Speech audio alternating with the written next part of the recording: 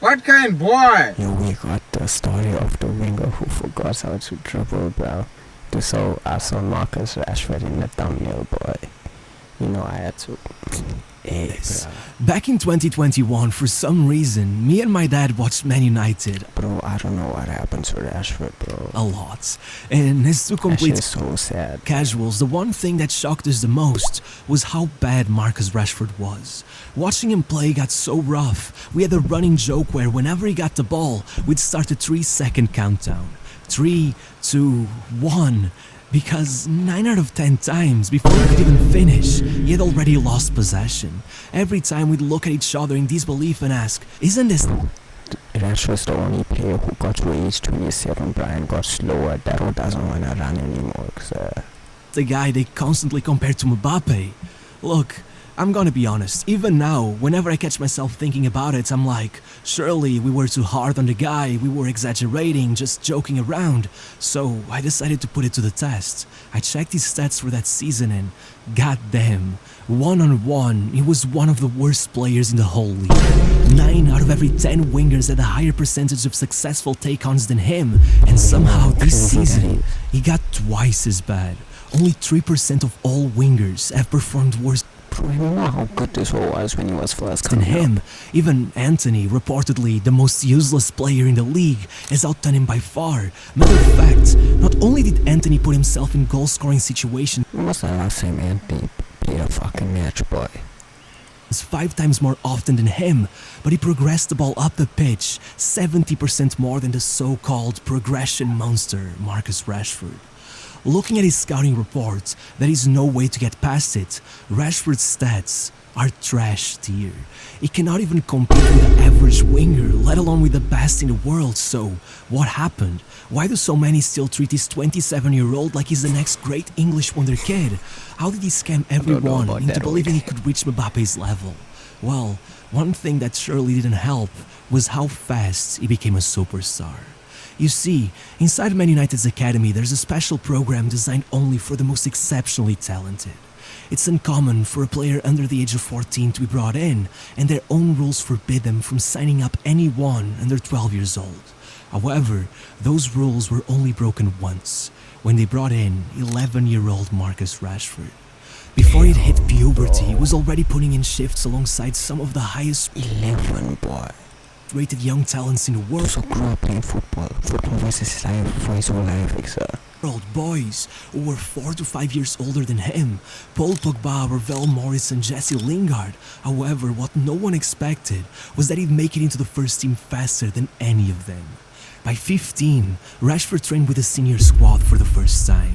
By 17, after going on a streak of 8 goals in 6 matches while playing 2 age groups above his own, Van Gaal was already bringing him onto the bench. Soon, he was telling the press how he had rejected multiple loan offers for a kid he described as the new Patrick Kluivert, and only days after that, with 13 players already injured, Van Gaal watched his last available winger, Anthony Martial, collapse during the warm-up to Bro, Martial, boy. Yo, don't even get me started on Martial, boy. the Europa League last 16 match against Midtjylland, so he said to hell with it and put Rashford on a starting 11. 1 hour into that match, United had only a known goal to thank for the fact they weren't losing to one of the lowest rated teams in the competition. But then, Marcus Rashford showed up out of nowhere to put them ahead, first breaking George Best's record for the club's youngest goal scorer in an European competition, and 11 minutes later getting another goal to take the man of the match on his debut. At that point, the hype was already through the roof, but with Van Gaal If you score on your debut, it says something about that. United fans love you, boy. warning everyone that youngsters often play well in the first match, but the second is very different.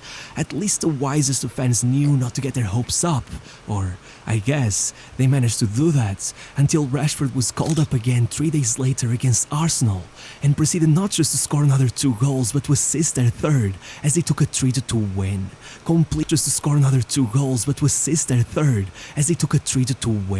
Completely breaking apart Van Gaal's theory, he was forced to admit this performance had been even better than the first, and convincing everyone in the country that he was to become the next Man United great, even though the following day at 9 AM he was back in school. No matter what, by the end of his debut season, even with Van Gaal's tactics forcing him to play the most boring football in the country, Rashford had broken Rooney's record for the youngest to ever score in the Manchester derby. He had brought home an FA Cup winner's medal. He had signed a £20,000 a week contract. He had Ronaldo phenomenal claiming he reminded... Boy, that's exactly the same story as Kobe Mainwick said. I think he's on 20k as well, bro. That's exactly record for the youngest to ever score in the Manchester derby. I don't think Mino was the youngest, but Mino scored in the derby in the final FA Cup. Boy. He had brought home an FA Cup winner's medal. He had signed a £20k a week. £20,000 a week contract. He had Ronaldo phenomenal claiming he reminded him of himself. But still, the most shocking of all, after seemingly every manager in his life claimed it was far too early for any of that, Rashford was called up to the Euros before he'd even made a single appearance for the national team. I swear to God, man, that's the same shit happened to me when we went to the Euros, bro. 9 days later, he was smacking in a volley 138 seconds into their first match, becoming the youngest ever Englishman to score on his debut, and celebrating alongside Rooney, while his idol had to submit to wearing the number 19 shirt, as his iconic number 9 was now on Rashford's back. As the kid himself would say, 6 months ago I was trying to get into United's under-21 side, now I'm here. None of this seems real. Regardless, with his teammates getting shipped back home by Iceland, in a flash he was already back home, where, with Van Gaal getting the sack, it was time for the Mourinho era. After humbly accepting a call-up to the English under-21s at the start of the season, Rashford quickly scored the hat-trick to show everyone that he clearly didn't need some reality check. In fact, even with the arrival of Zlatan Ibrahimovic at the club, no matter how much what a time this was, boy. Some complained about whatever time he spent on the bench, midway through the season, Rashford was only narrowly losing out on the Golden Boy Award to Renato Sanches. And though from September to April... What happened to that? Fuck. With 4 goals, Renato Sanches. And though from September to April, he'd be involved in only 4 goals, which seemed like the first warning of what was to come, by the end of the season, he popped off tremendously, opening things up with a goal against Chelsea and then clutching the Europa League quarter-final match against Anderlecht, assisting to open the scoreboard, as well as scoring in extra time to put them in the semis, where he scored their first and assisted their second as they narrowly made it past Celta de Vigo and into the final. Suddenly, do you know me? There was another one Fellini, boy. Second, as they narrowly made it past Celta de Vigo. It was. And into the Yo, what's that time this was? Final. Suddenly, before Rashford had grown old enough to take off his braces, he was an European champion. But if his arrival seemed to match up precisely with United's revival after a 4-year-long struggle, even if he had pundits going as far as comparing him to Henry, this would be his last trophy for 6 years. After starting his 3rd season with 12 goal contributions in 14 matches, quite literally averaging a goal or assist every 65 minutes he was on the pitch, he legitimately had some arguing that he should have won the Golden Boy over Mbappe and Dembele. But the difference was that while those two kept going throughout the rest of the season, Rashford again went missing. Only 6 more goals between October and the end of the season, and though some tried to blame the arrival of Alexis Sanchez on his dry streak, the amount of peace I have for this whole, bro. So came to our club. 500k a week, boy. Even today, 500k a week is crazy, boy. And this whole was ass.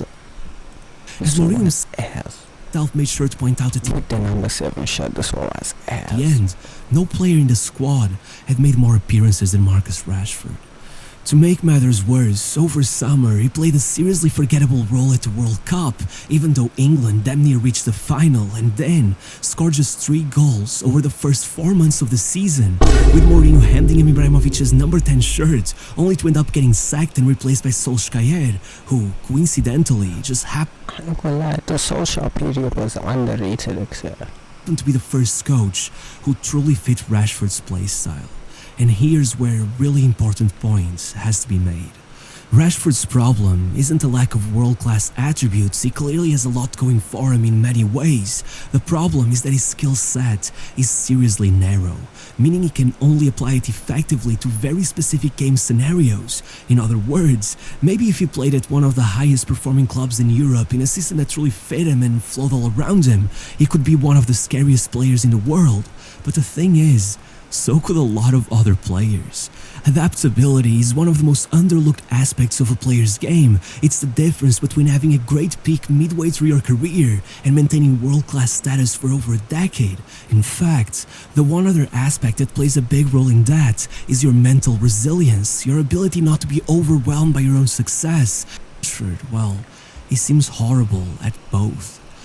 A player's game, it's the difference between having a great peak midway through your career and maintaining world-class status for over a decade. In fact, the one other aspect that plays a big role in that is your mental resilience, your ability not to be overwhelmed by your own success and not to drown in your own sorrows when things go astray. Bro, Rashford is such a confidence player, bro. If he's not confident, he's not gonna do shit, except. When it comes to Rashford, well, he seems horrible at both. Around the time of Ole's arrival, he did improve, with 12 goal contributions in the span of 12 matches, even becoming the first United player to take the league's Player of the Month award after 3 years. But after that, he kind of disappeared again. What? And though that penalty to defeat PSG was enough to get Solskjaer claiming we were shit, and we still shit, boy. he was a different class, to get some newspapers saying that Rashford versus Mbappe could be the new Messi versus Ronaldo. He already had many pundits like Jamie Carragher predicting that he would have to leave United to fulfill his potential. Even Mourinho went on record saying that Rashford is young, but he's experienced. He already has more Premier League matches than most 25-year-olds. Sure, he's a very good player in some models of play, but he doesn't have a 30-goal season in him. He won't get any better as a target man. Still, inside Solskjaer's system, he did quickly reach one of the highest peaks of his career. First, he opened the season with a brace against Chelsea, then he ended Liverpool's 17-match winning streak.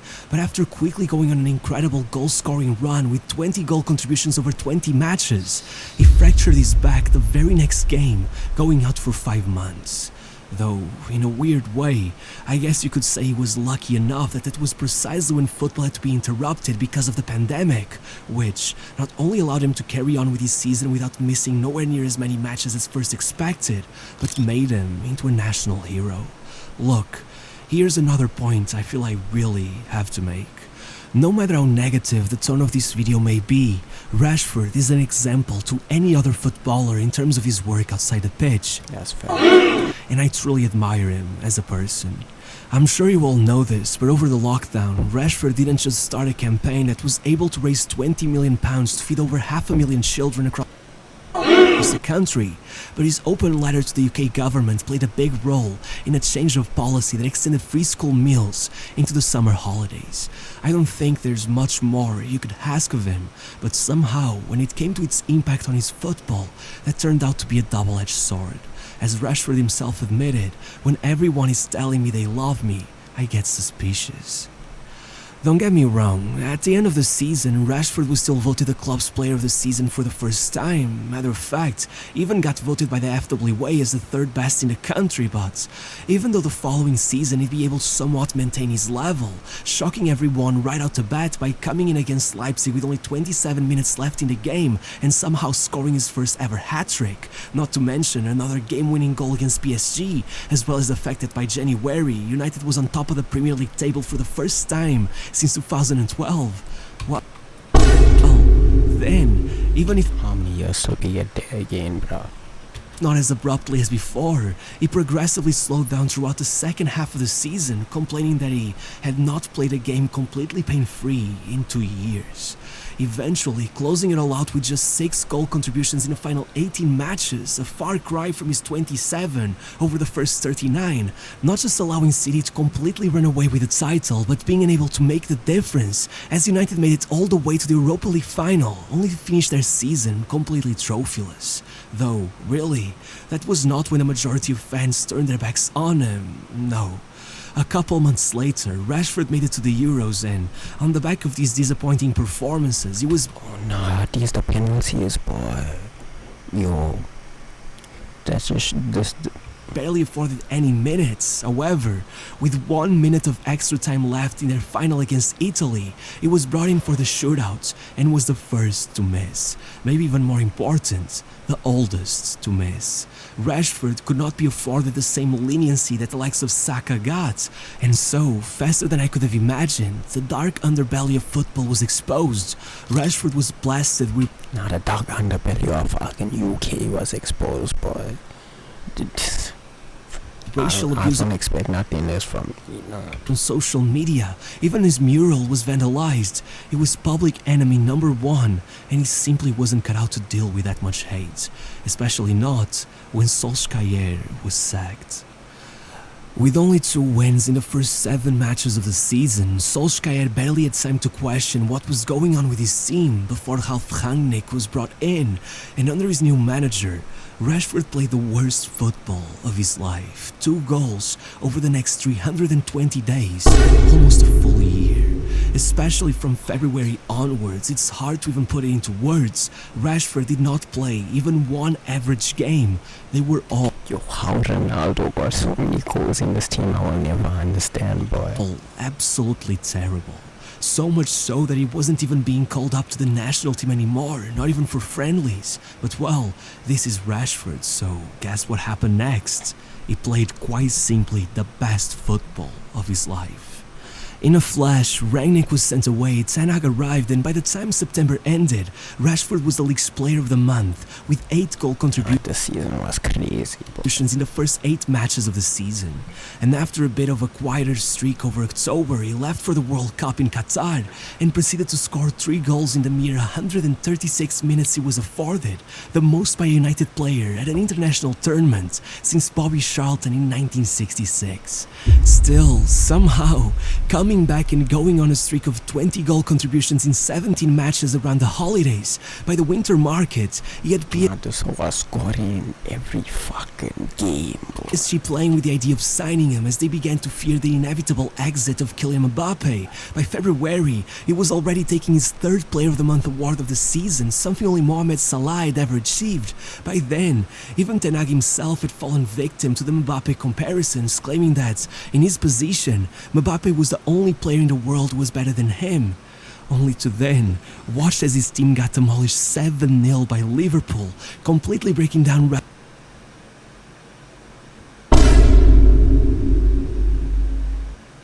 matches, despite having racked up 25 over ever achieved. By then, even in his position, Mbappe was the only player in the world who was better than him. Only to then watch as his team got demolished 7-0 by Liverpool, completely breaking down Rashford's morale, who would once again settle for just 5 more goals over the next 18 matches, despite having racked up 25 over the first 38. Regardless, one way or another, he had won the League Cup, his first trophy in 6 years. He had topped the goal-scoring charts there, and in the Europa League, he was Man United's Player of the Season once again. He had even been voted by the fans as the league's Player of the Year, despite not even being nominated by his fellow What went wrong from here? players for that same award, and above all, he had been the first United player since Van Persie to hit 30 goals in a season, with Ten Hag claiming that if we push him more, I'm sure he could hit 40, which was just god-awful judgment on his part. Already declining for a few months, having split with his fiancée over summer and now receiving a new £375,000 a week contract, Rashford unbelievably scored just 3 goals in the first half of the season, and then, in January, he proceeded to call in sick to training, not realizing he had been spotted the night before drinking at a nightclub, to the point he needed his friend's help to get back to his hotel. Suddenly, as rumors went around that the club could fine him over £500,000, everyone who for some reason had something against him ever since his charity work came after him, claiming he acts high and mighty but is a complete wrong'un. At their next match, there were fans lifting up signs mocking him for his behavior, and just No bitches. No bitches, I can tell. to add that extra spice to the situation, after months of constant online jokes. I'm gonna read the fucking- Just where that extra spice to the situation after months of constant online jokes over the fact that Rashford would tweet out an essay every time they lost. He quite literally went ahead and published a full-on open letter getting back at the fans, going as far as writing that if you back me, good, if you doubt me, even better, only to keep playing just as bad as before. As you may imagine, after that, even Southgate was calling him out. There were serious rumors that United could sell him, and whenever someone ran a poll on Twitter asking the fans what they thought, it was always a landslide. The fans wanted their supposed star boy out of the club. By summer, things had gotten so tense. Rashford had not even been called up to the Euros, and though the first half of the new season would actually go somewhat better, at least for him, then Ten Hag got the sack, Ruben Amorim came in, and in a flash, Rashford wasn't even being allowed to sit on the bench, with Amorim going as far as saying that, "We're missing pace on the bench, but right now, I'd rather bring in our goalkeeping coach than a player who doesn't give his maximum every day." As Rashford I can't argue with that, boy. admitted that it was time for a new challenge, you could maybe argue that it was too rough to see it all burn down in 2 months. But really, aside from that one good season under Ten Hag, over the last 4 years, Rashford has averaged just 5 goals and 3 assists a season. So, really, this was a long time coming. And now that he has left for Aston Villa, the most you can do is wish him good luck. That's such a crazy image. Hey, shout out to Daily Dose of Football for the video.